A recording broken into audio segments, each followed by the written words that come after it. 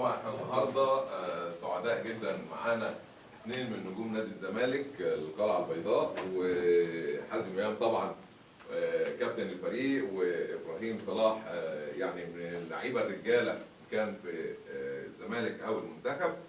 بصراحه اول ما اتكلمت معاهم قلت لهم يا جماعه قراء مجله شباب بتمنى ان انتم تبقوا موجودين معاها في ندوه. الناس رحبت طبعا، وكل منظومه نادي الزمالك رحبت بتواجد حازم وابراهيم معانا النهارده، وهم النهارده موجودين علشان يجاوبوا على كافه السؤالات اللي عندنا، ان كنا قراء او صحفيين في مجله الشباب.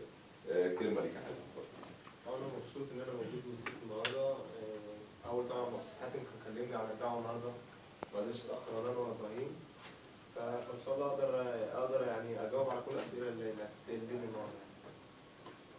طيب أكيد طبعا أنا زي الكابتن حازم إن أنا النهاردة سعيد بوجودي في إخواتي يعني، وإن شاء الله تكون ندوة سعيدة ونكون ضيوف عليكم إن شاء الله.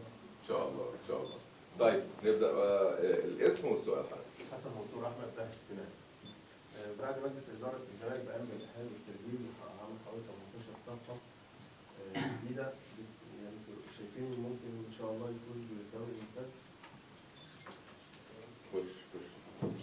طبعا يعني انا شايف ان نادي الزمالك دلوقتي عمل تعاقدات مع لعيبه كتير جدا، 18 لعيب او 19 لعيب من احسن لعيبه موجودين في مصر.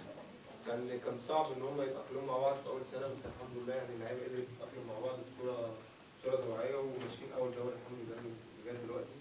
فانا شايف ان كان الموضوع صعب ان هم يتاقلموا مع بعض.